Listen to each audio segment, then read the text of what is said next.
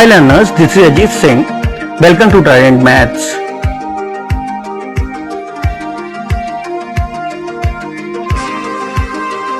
जहां हम सीखेंगे मैथ्स को सबसे आसान तरीकों से। तो let's begin. Good morning students. आज हम इस वीडियो में देखेंगे इंपॉर्टेंट डिफिनेशन टू ट्रायंगल्स। तो सबसे पहले जिस डिफिनेशन को हम डिस्कस करेंगे वो है हमारा मीडियन। तो आइए देखते हैं मीडियन है क्या। तो इसके लिए हम एक ट्रायंगल फॉर्म करते हैं।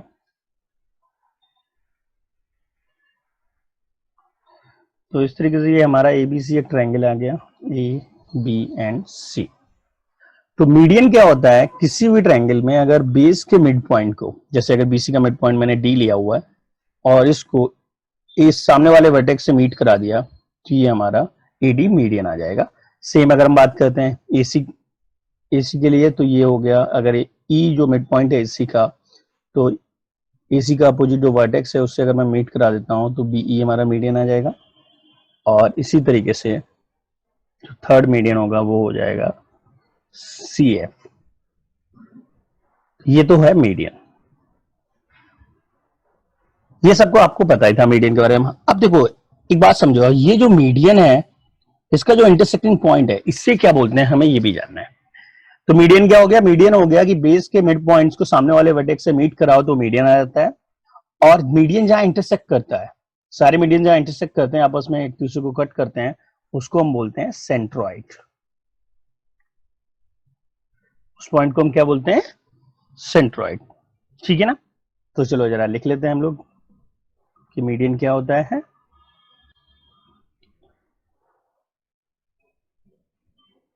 मीडियन हो गया हमारा the line segment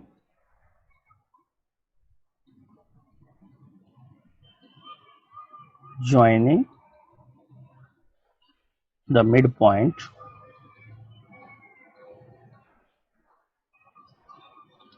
of a side to the vertex opposite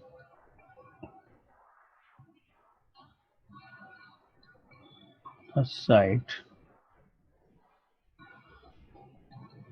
is called a median। Okay, ये तो हो गई डिफिनेशन। अब अभी हमने क्या बताया, सेंट्रॉइड के लिए हम क्या बोल सकते हैं। तो सेंट्रॉइड क्या हो जाएगा हमारा, पॉइंट ऑफ इंटरसेक्शन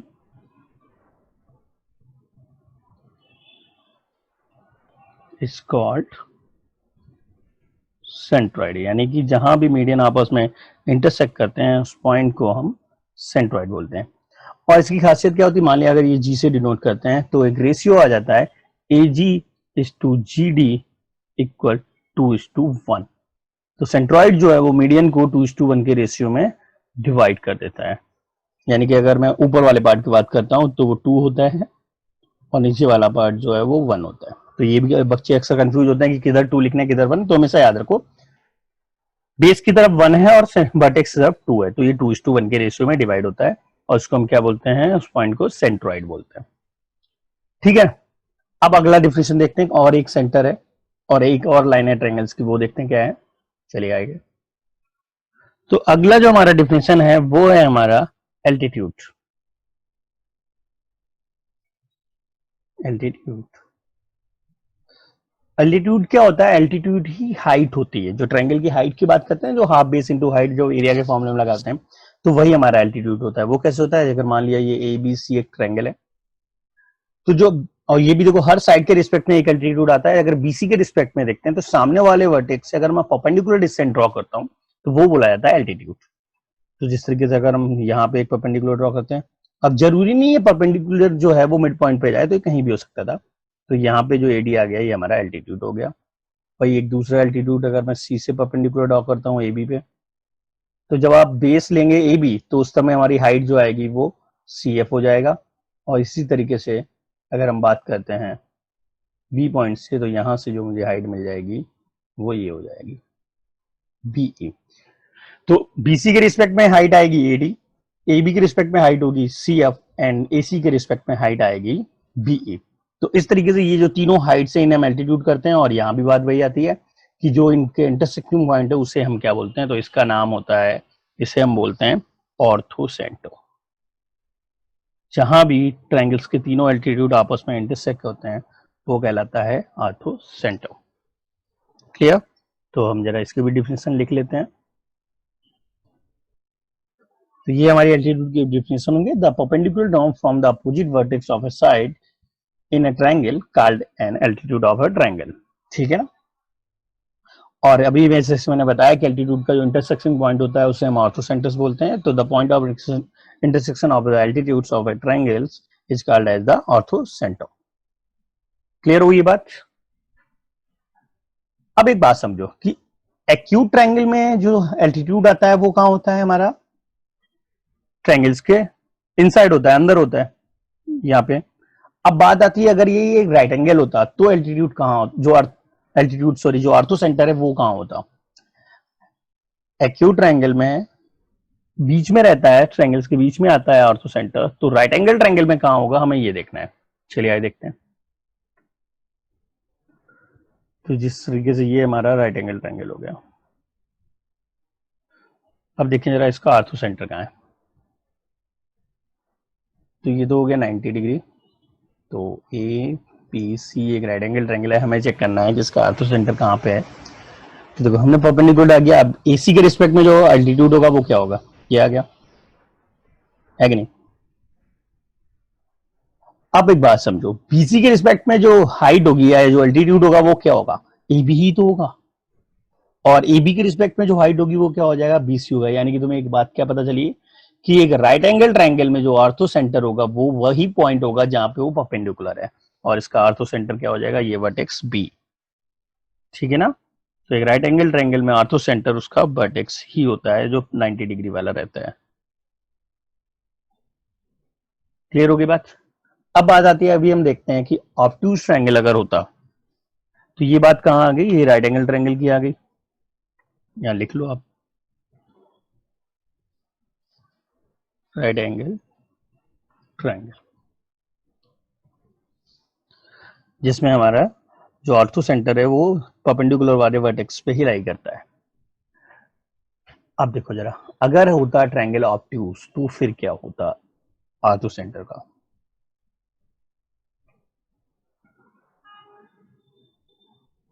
तो देखिए ए बी एंड सी। अब फिर से वही कहानी, अगर एसी के रिस्पेक्ट में बात करेंगे तो हमारा ये आ गया, कोई दिक्कत नहीं। बट अगर मैं बात करूं बीसी के रिस्पेक्ट में हाइट की, तो अगर जैसे अगर एबीसी का एरिया फाइंड करना होता और बीसी हमें पता होता तो हाइट क्या होती, तो हाइट क्या होता है, सामने वाले वर्टेक्स से जो भी बेस है उसके अपोजिट वर्टेक्स से परपेंडिकुलर डिस्टेंस, यानी कि वो कहां जाएगा, ये बाहर आएगा। तो ये बात हमें पता होनी चाहिए कि ऑब्ट्यूज ट्रायंगल में हाइट जो होगी ये बीसी के रिस्पेक्ट में जो भी हाइट आएगी वो बाहर आएगी, यानी कि ये कुछ इस तरीके से।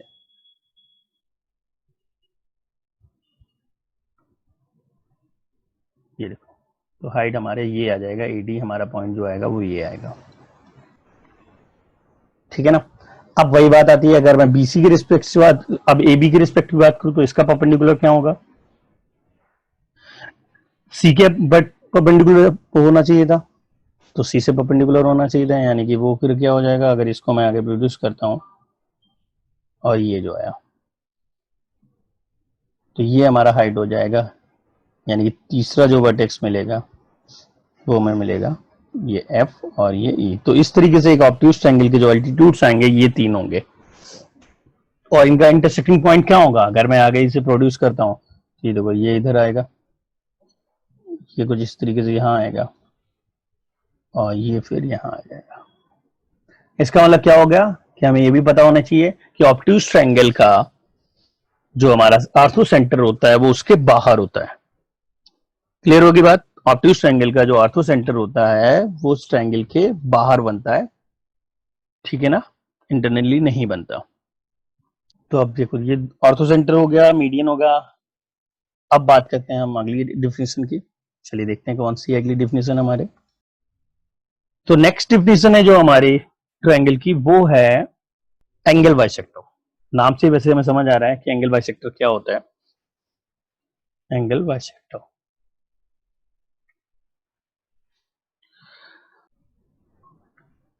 तो इस तरीके से हमारा ट्रायंगल हो गया। और अगर एंगल ए का एंगल बाइसेक्टर देखा जाए तो ये आ गया, मान लिया एडी। बी के लिए अगर हम बात करते हैं तो ये आ गया बीई, और सी की हम बात करते हैं तो ये आ गया सी एफ। तो A B C D E and F, और ये है एंगल बाइसेक्टर, यानी कि ये इसके इक्वल है, ये इसके इक्वल है, और ये इसके इक्वल हो गया। ठीक है ना। तो इसमें कुछ ज्यादा बताने की बात है नहीं, कि लिखना है तो आई चलिए लिख लेते हैं इसकी भी डिफिनेशन हम। तो जिस तरीके से मैंने लिख दिया यहाँ पे एंगल बाइसेक्टर की डिफिनेशन। और इसके बाद एक बात और, कि एंगल बाइसेक्टर जहां पे इंटरसेक्ट करते हैं उसे हम क्या बोलते हैं, उस पॉइंट को हम बोलते हैं इनसेंटर।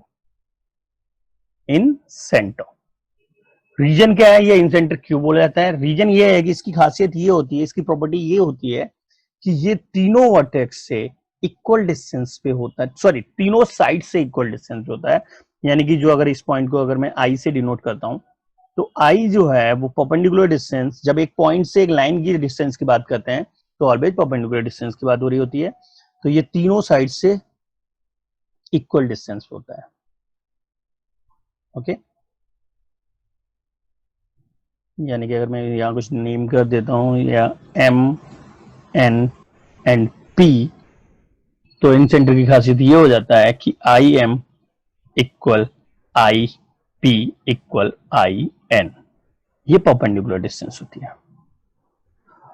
और इसी तरीके से इसे इन सेंटर बोला गया। तो दूसरा ये है कि अगर आप ये रेडियस लेते हो, आई एम आई पी या आई एन में से कोई भी रेडियस फाइंड कर लेते हो, और आप एक सर्किल ड्रॉ करोगे, तो वो सर्कल जो होगा वो तीनों पॉइंट्स, तीनों लाइंस को टच करता हुआ बनेगा, कुछ इस तरीके से।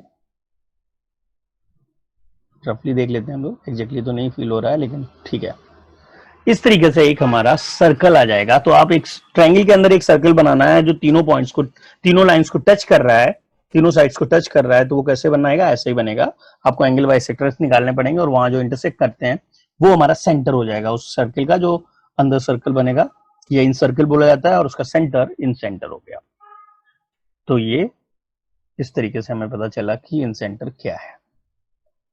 क्लियर है सभी को? चलिए अब नेक्स्ट डिफिनेशन देखते हैं हम। ओके, तो नेक्स्ट डिफिनेशन है हमारी परपेंडिकुलर बाइसेक्टर ऑफ साइड्स।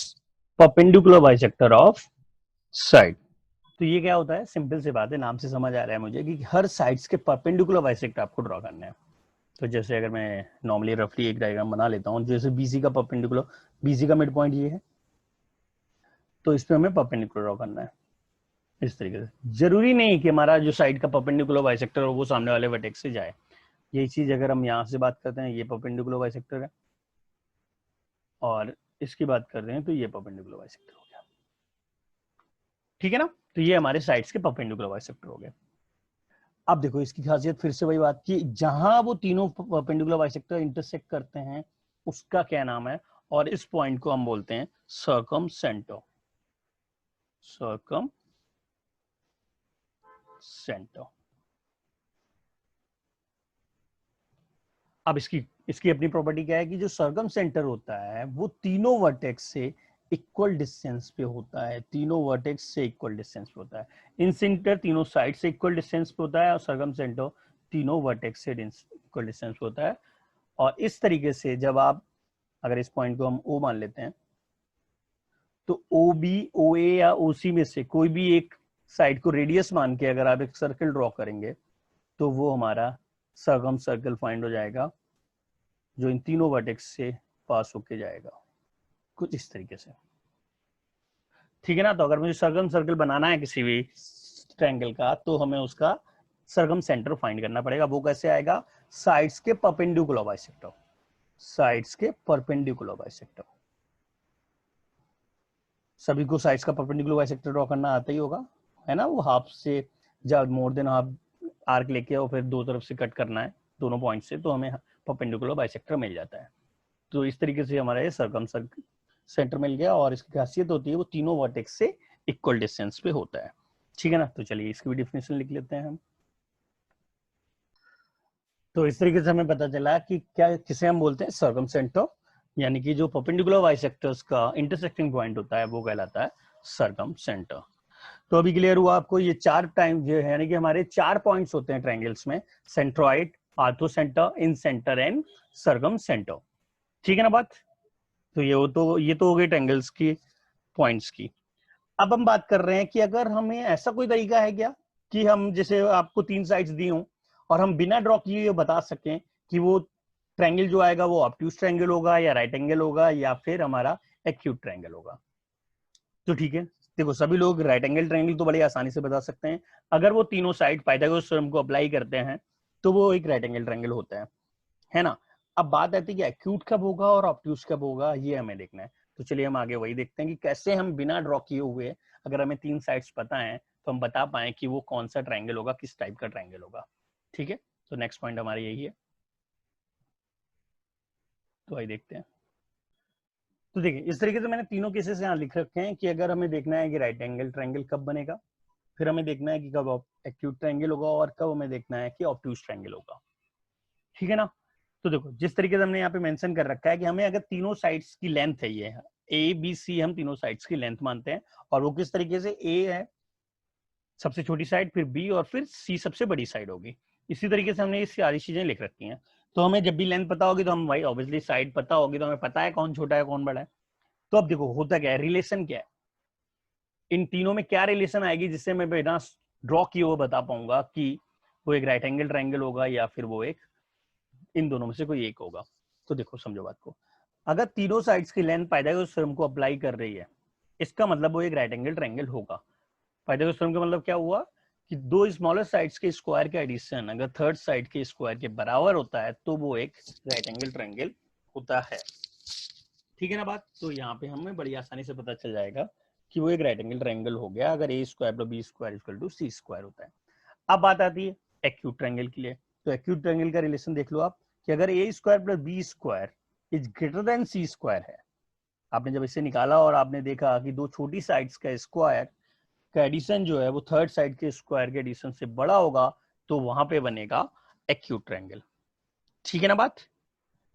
अब यहीं से बात आती है थर्ड्स के लिए कि अगर ऑब्ट्यूज के बचा, अब तीसरा रिलेशन एक ही बात है कि A square plus B square is less than C square. अगर दो साइड्स के स्क्वायर का एडिशन, दो स्मॉलर साइड्स के स्क्वायर का एडिशन अगर थर्ड साइड के स्क्वायर से छोटा होगा तो वो बनेगा ऑब्ट्यूज ट्रायंगल। तो कई लोगों को पहले से पता है, नहीं पता तो आप देख लो इस बात को, आप बिना ड्रॉ किए हुए इन तीनों लॉजिक से आप बता सकते हो कि हमारा कैसा ट्रायंगल फॉर्म होगा। ठीक है ना। तो अब भी क्लियर हुई सभी को बातें। तो ठीक है, आज के वीडियो के लिए हम यहीं इधर रुकते हैं और नेक्स्ट में हम इंपॉर्टेंस थ्योरम लेके आएंगे ट्रायंगल से रिलेटेड। तो ठीक है, बाय बाय, टेक केयर।